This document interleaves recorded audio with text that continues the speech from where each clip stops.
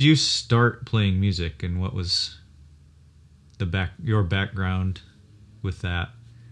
Well, my parents play, or their my aunts and uncles and grandpas all played, and my uncle had that Thunderbird bass from the '60s and that white Fender Bassman, and he taught me and my dad how to play that plus guitar, so it kind of got us going Right. on the music. Is that the uncle that like had the sweating thing where he would wear everything Yeah, down? Yeah. yeah, he'd wear the metal right off the chrome off the guitars, the nickel plating or whatever, because he sweated so much. Yeah, I was just thinking about that with this Les Paul that's sitting here, and like, Kind of like you did to the Les Paul, right? yeah, but it was kind of easy to do with those old school guitars, the way they're Yeah. finished and what they're made of. But yeah, Right. anyway, so your uncle taught both you and your dad? Yeah, we learned the bass plus a acoustic guitar too. We had a little Stella Harmony, kind of like the one that I fixed up, Oh yeah. like that. Yeah. Cool. And But yeah, I asked Brian whether he saw the Beatles on Ed Sullivan. Do you remember that? I know Brian Hankey did. That's what he said. Yeah, Brian I Rumbalski think said too. Yeah. I think, and I might be mistaken, but I think Brian Hankey's seen him live. Is what he told me. I'm pretty sure. Yeah, I'm sure he did. But Yeah. but other than learning, just when I grew up, it was like still, the Beatles had just broken up, after a while in the '70s, early '70s, Yeah. and Woodstock had just happened, and unfortunately, when I learned about Hendrix, he was already passed away. Yeah, what was it the first song that you heard of his? If Six Was Nine by Hendrix on the Easy Rider soundtrack. A friend of mine had it on cassette. It was nighttime. We were all just like walking around in town where we lived, a little town, Cedar Springs, and Oh he yeah. goes, "Man, I want to see him live," and he says, "Too late. He's passed away." You can only see him dead. You're right. Yeah, okay. So that's interesting that you never heard him well, he probably would have only been played on like FM radio or if Yeah, anything. I'm sure he Wasn't was on too- like Purple Haze and stuff back then, but my parents, I would ride with them, and they surely wouldn't play that. But my friends did, or had cassettes in their car after that. Yeah, right. That's interesting. Did your parents listen to like country music in the car or Yeah, my dad, they pretty much like country, but also my dad, the first person to let me listen to like Abbey Road and stuff like that. He was really into that too, Oh yeah. plus the '60s music from that time. But he liked country also. Yeah. Cool. Do you remember what records or tapes or 8 tracks or anything that you really got into? When you were starting out? Yeah, Zeppelin. I remember when I was living with Jim and Mom, we used to have a 8-track that just keep playing it over and over. And I can't exactly remember, what 8-track it was, but I remember I just let it loop in my bedroom all night until the morning or whatever, just listen to it. Yeah. That's cool. But pretty much cassettes were just coming out too at that, at the same time. Mm-hmm. Yeah. So I don't know. I just asked Brian to kind of set the scene too of what life was like for him in the '70s, and just then how you got into being in bands and stuff, and Right. yeah. Well, when I was playing, what happened to us is getting started with my dad. We would play at wedding receptions, and I believe it was like $20 a piece. So that was really exciting and fun because you go to a wedding, everybody's dressed up and they're in a high spirit, and Yeah. you get to play, and they see this little kid with a big monster bass, and they're all checking you out, and I'm enjoying that, being kind of a little star for 11, 12 years old. Oh yeah. Yeah, I feel that. What kind of bass were you playing when you started? That Thunderbird Gibson. Oh, wow. And then my parents bought a little Fender Mustang bass, like a competition one. It had the little stripes on the side of it. Oh, yeah. What color? I believe it was blue. Oh, wow. But that's a long time ago. Wow. Yeah, that's really cool. I mean, both of those. So you would have been dwarfed by the one, and then like the other The one was Thunderbird, small. yeah. It was Yeah, probably as tall as me. Somewhere right, in that area, you know. right. I wasn't much taller than the base. God, and that's a fancy thing to start on too.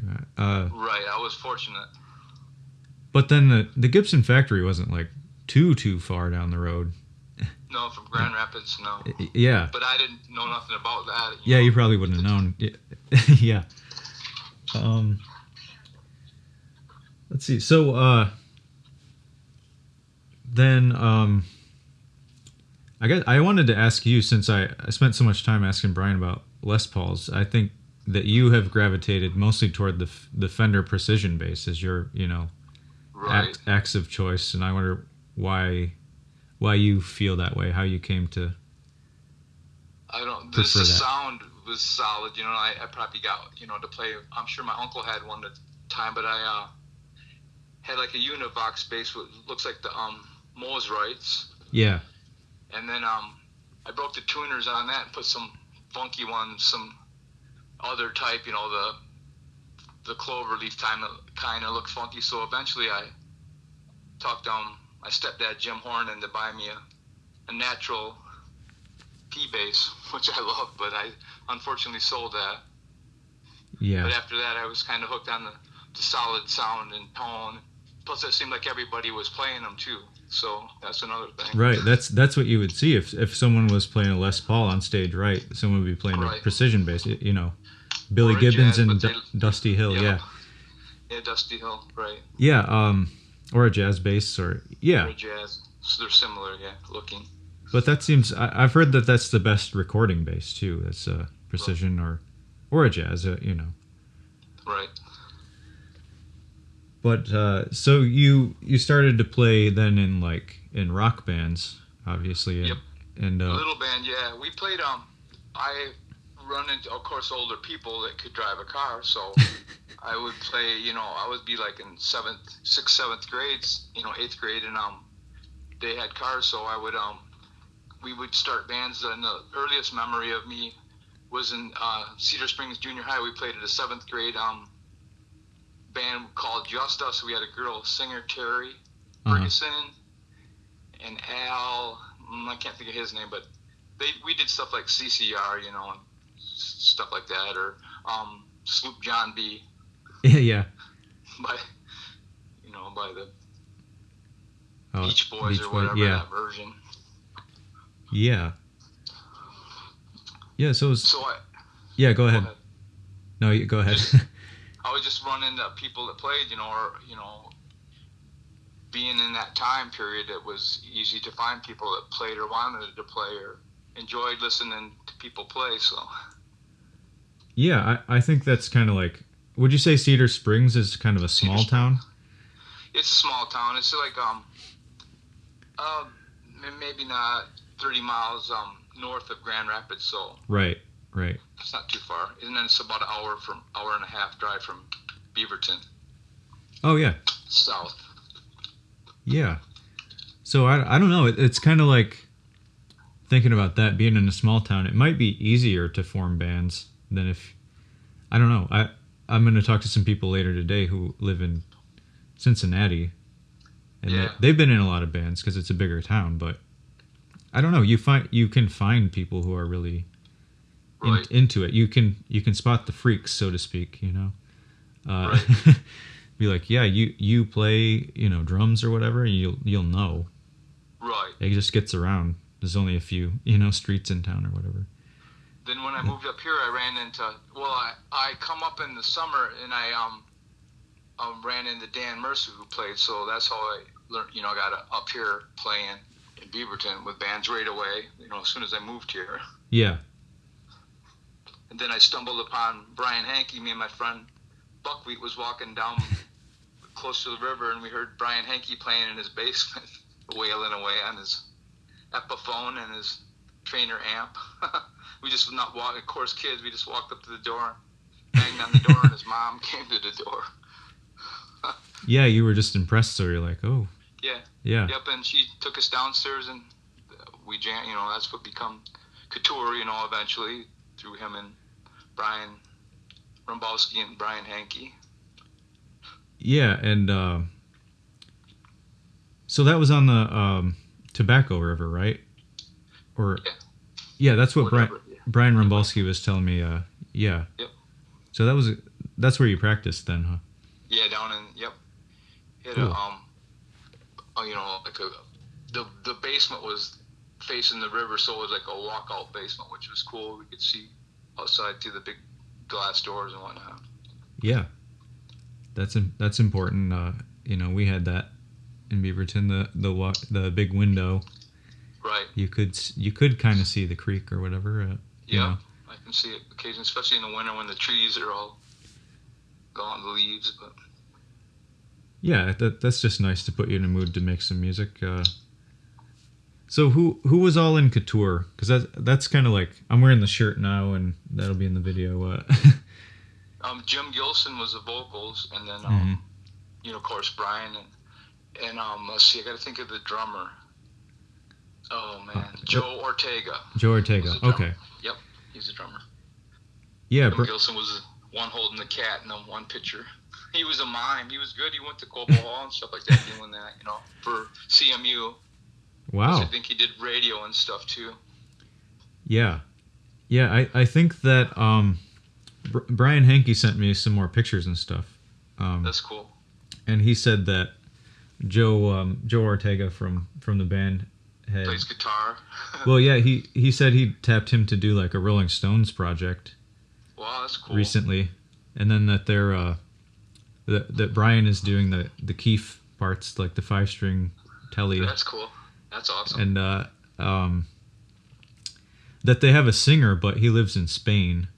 Oh wow! So because of COVID restrictions, they haven't like physically practiced or done any shows yet, but through the internet or whatever. Yeah. Can send stuff. Yeah. Yeah, I forgot to tell you when and I might have told you before, when we lived in Cedar Springs, I played guitar. I had a little Tiesco Del Rey Sunburst, and we happened upon a bass player through the singers from Rockford, Michigan. He played upright bass, and he transformed it, went to electric bass. But he used to tell me at school when he'd rehearse, he'd take that big bass that had a fiberglass case, and he'd slide down the hill at school on it, the case, but he was really good. He was, of course he could read music and stuff. We all couldn't, but it was cool that, and he always played with a big, thick felt pick because he wanted that more earthy sound, like upright. Yeah. And I can't, because his name was Steve, and I can't remember. His parents were kind of like Brian's too. He was like the only boy at home, and they were like older than him. Like Brian's parents reminded me of his grandparents because they had him so late in life. Steve Cornwell, that was his name. Oh, cool. Yeah, I know. I just like thinking about making these videos. It's like, I think about all the famous players and stuff, but like, I wanted to talk to some like local people, local rock stars too. Right. And I would consider you that. I don't know about that, but I enjoy. It's cool that and it kind of makes me smile. That I think about. Brian meeting Eddie and stuff. I was so close. They wanted me to quit school, and I just didn't want to do it. I did still want to be a dropout. High school dropout. I come so close. But it makes me smile that somehow we all connected, and they got to do that. Meet Eddie. Because what if I'd have never met Brian? Walking down me and Buckwheat, he probably wouldn't. Those two would probably never got together. So it's kind of cool in that way, how people connect. Yeah, disconnect. it all makes waves. Yeah, it is interesting. How many bands that you and I have both been in, or any of those people. Right. It's just all like chance encounters. Right. Just like playing with you and Glenn, it was awesome to me because although we did covers, you guys had brand new, writing music on the spot, which inspired me because I never did a lot of that. A lot of people don't either. They never get to do originals or whatever. So that was, and that's probably why I ended up buying the Les Paul, because the inspiration, we were all inspired from each other playing, and Eric with his 3 Mountain Dews playing like almost wipe out with one hand, Yeah. Yeah, right. It's just cool. I mean, it's worth doing. We're spending some time on music. Right. Yeah, and I'm fortunate that you thought to buy this Les Paul is what I'm saying. Right. Uh, or anything. Yeah, right. 'Cause, I mean, I bought it at the time because I always, thought to get one because you ever, like Jimmy Page and all the Mhm. heavy rock stars, and they had a lot of sales. I don't know for sure if I can't remember if it's Musician's Friend or American Musical Supply. To this day, I can't recall which one because we used to buy so much stuff from both. So Yeah, yeah. I'm sure I got a receipt somewhere, but Right. I wouldn't want to ask it because I know you keep a lot of receipts. yeah, I got it somewhere, probably in the safe or something. But Yeah, I'm gonna say that was early 2003 sometime. yeah, somewhere in there. Definitely. Yeah. Yeah, and let's see. What kind of venues would you play? Would you play like dances and stuff? Because I was kind of jealous of that if you ever did. Because I wish I could have Yeah. played some school dances when I was Yeah, we coming did up. all through living in Beaverton at school. We played at Gladwin, Beaverton, dances or street dances, which I really liked. Right there by the police station, they just block off that one place we could jam, in the evening, Yeah, and that was cool. Stuff like that, we played a roller rink in Midland one time, the Midland Roll Arena. yeah, yeah. We played at the park in Beaverton. Asked if we could do that for free, and they let us. Right. I've done that one. I've done that one with you. So Right. that's a good Then, something off the checklist. the relay for life with you guys, that was cool, like 3 a.m. or whatever we did. Yeah, that was fun. And then on the river there for what's his name, The BJ Langs. Lang. Yeah. BJ Lang, his wife. Yeah, it's interesting. This is the stuff I like. Just little shows. Yep, You know. the White House and Claire, that was cool. Yeah, there's places all over the map that you just go and be like, "Can I play here?" And they're like, "Yes." Right. And you really like that. It's not really about playing in stadiums or anything. And 'Cause- then I played with Gabe and Dave, the prankster band, and that's where I just said, I'm not much of a singer, but that's where I decided, well, what the hell, I'll give it a whirl. So I stumbled upon I could do a few Elvis songs, which were cool, Then we started doing hillbilly music, which perfect fit for me because I grew up playing that. So that kind of Yeah. coaxed me into singing. So, and they were just goofy too. So we played a lot of ZZ Top too, 3-piece power bands. I always enjoyed 2 guitars, like with Hanky and Rombowski, but also the 3-piece power thing, like me and you did at one time. But yeah, then with Glenn, on the guitar, I like that too. But mostly the 3-piece thing was what I enjoyed. Like when we recorded that CD, that's what I yeah. always felt comfortable to me, Oh, me too. I really like the 3-piece. That's kind of Right. magical. Like Hendrix and Cream and Yep. the Police. Yeah. Right, definitely. You got to work hard and keep it together. So Everybody's makes you work. everybody's doing their own like really powerful thing. Right. Yeah. Yeah. So yeah, I don't know. I wanted to ask just for fun, how many basses have you like customized or made out of parts? I don't know, two or three. Like that one with the flames. I always play that one, and then I made that one out of wood, which I don't play a lot because it's not super straight, and that gets the best I could do. And I'm glad that I did it because the friend that did the machine work, he passed away from brain cancer, so it's special that to me. Yeah. But Yeah. and there's a bunch I picked up, at yard sales and stuff, and I had to add bridges and stuff, but it's cool messing with them, and getting them to work. Or then I've had a few that I fixed up and traded. I traded one of them for that, and some money and a little amp for the upright bass, so that was cool. Yeah. But I kind of slowed down on that. I haven't been yard selling or nothing, so I got too many anyway. Yeah, I mean, I guess. I don't know if it's ever too many, but I get that from you a little bit, but right, picking them up right.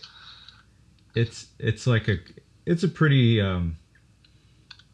it's not like a negative habit, I would say. No, Right.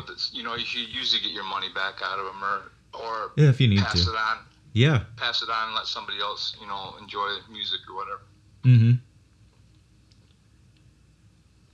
Yeah. Is there any other memorable stuff from? I mean, you've been playing since. I What the? started when I was 11, so however far that is. I'll be 63 in December, so Maybe it's been a 19, minute. 1969 or 70? Yeah, somewhere in there, 69. I'm sure I was playing by 69 or whatever. Just learning, you know. It took a while, but once you get going, you know. Yeah. Like ZZ Top said, you know, Billy Gibbons and Dusty Hill are three chords, you know, songs, and pretty much, you know, look at all this, you know, what they did with that. So, or like AC/DC, you know, Mm-hmm. or Bob Dylan, you know, or whatever. You know, you don't have to be super, super fantastic. Right. Right. You can just kind of have fun and Right. hold it down and do the best You know version. what? And it don't always, you know, this don't always happen, but there's times where you play it like it's like a magical, like a drug, I guess. You know. I've heard people mention you like at the White House. See you later, Sean. Like you were gonna go on a journey, and pretty much that's what it is. You know, if you connect, you know, but not every time. You know, you remember seeing Hendrix where he's playing that SG, playing the Cream song. It looks like he was struggling, you know, but then, you know, I've seen other video. You know, he's off in Never Land with his guitar. So that's the extremes of music, but Yeah, that's what I enjoy about it. I know. We've looked over at each other, I'm sure, at separate times and been just like, yeah, they're off in their own land, you know. Yeah, right. Uh, So that's cool. that's good. I was playing all that like droning music where you probably were only playing like a G note for Right. some of those songs, and I was Right. like, I don't know whether to feel bad or whether that's good, Yeah, or I don't neither know. or both. Right. Because I mean, it's like up to you what to play over it, but Right, definitely. yeah. Well, yeah. Any other thoughts about? No, it's just you know, it's continued on. My dad still plays, you know, when he can in Florida, and he's like 80, 81 or 2, so you know, it's continued from way, you know, back then. I used to always tease him because they would drink Jim Beam, and I says, man, you know, we've come a long way from that one bottle of Jim Beam and that Stella Harmony. And he always laughs. He's like, yeah, you're right, you know. Yeah. I wonder. So, it makes you wonder how far back people in our family have been playing. right. Well, And my it's- step grandpa, he got a mandolin in Italy when he was in the service, and I remember him playing, and we'd go over there, and my grandpa, everybody sat around, you know. Of course, they drank and smoked cigarettes, but they'd play that hillbilly music, and if you could jump in there and strum along the three chords, that was cool, you know. Even if not, they never said nothing, you know. Just jump in and do your thing, which was awesome to me, you know. Yeah, And then get enough songs together to play somewhere was always cool. I remember one time I played at a VFW hall, but I had to leave at whatever time, you know, a minor had to go. So I rode my bike up to that little bar where we lived in Cedar Spring, and I had to leave at a certain time. So I just jumped on my bike and pedaled back home. That was cool. yeah, But they allowed me to do that, you know, because they knew I liked to play. So yeah. That's important. I mean, just to have that outlet. I mean, because otherwise, I think Right. people would just be like working all the time, or right, who knows. right. You might get too much into drinking and smoking. Who knows? Right, exactly. If you didn't Right. have something else to do with your hands. Right, for sure. Yeah, right. You just jump in and add your bit, and then you ride your bike Yeah. home. That's life. Exactly. That's life. Right. Yeah. That's three chords and the truth. There you go. Right. Right. So yeah, if you had any more memories from your long time playing, I've heard a lot, and I was fortunate to grow up with all this the pictures from the 70s and stuff, and Right. Yeah. I could always hear you practicing at home or whatever. Yeah. Yep. And then I started That's to. what Yeah.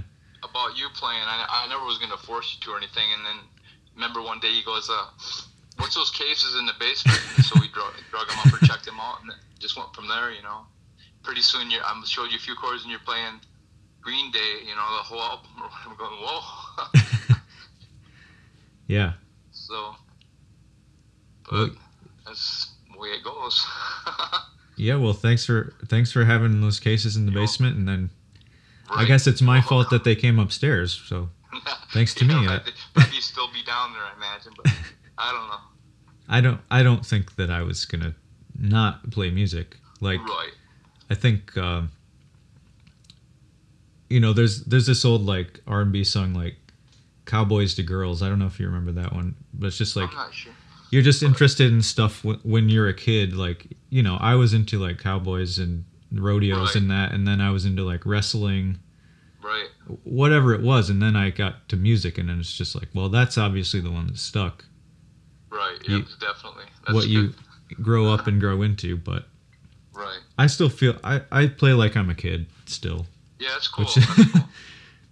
Just Yep. like too loud, too fast, like Like know. our shirts. We had still got one of them shirts, too loud, too fast. You're too old or something that says. yeah. But you can grow up, but not grow up. Well, Hopefully. look at all the, like, Dusty Hill, for instance. He died at 72, playing forever. Like Willie Nelson's still out there at 80, probably 5 or 6. He's still playing, when he can, how he can. Yeah. So, Yeah. the Stones, and all them. Buddy Guy just turned 85 yesterday, I think, and he's still playing. So, it's just, like that, Greta Van Fleet guitarist, I didn't kind of agree with that because, rock and roll's a young man's game. Well, yeah, yes and no, It is, sure, it is, but it's also Right. everybody's game. Right, because what they're doing, the big arenas and what they're, that's probably be younger would be helpful, but I'm sure the Stones still go take a nap first and afterwards, but they still rock out probably. So. Yeah, it's about your mind frame, I think, Right. because music is good for your spirit and your body, Definitely. I'm sure, and your mind. Yeah. Right, you see little kids, as soon as you turn music on, most generally they'll start bopping, just a normal reaction. Mhm. So they'll tapping their toe or something, smiling. Yeah. Well, yeah. If we, I guess if we don't have any other, I think I asked you all the questions I had, Yeah, I think I tried to have a few things to bring up. So. and I didn't give you any real warning about what I was going to ask. So it's, No, I just right. That's fine. yeah. All right. Yeah. This is going to be. I think we got some good stuff for the video. We're trying to like Yeah. enrich the process and not just have me talking. Okay, that's cool. Yeah, different viewpoints and stuff, Mhm. experiences. Yeah, I appreciate that. Yeah, that's fine. That's cool. I appreciate And, you carrying the torch too. That's cool. Yeah. If you enjoy music too. Oh yeah, I love it. It's my favorite thing. I know Amber likes it too. She's always singing. I was over there in the garage and she was singing different stuff, and she likes music in her own. She doesn't play, but she played clarinet, and that was cool. For 4 or 5 years, so Yeah. that works. Yeah.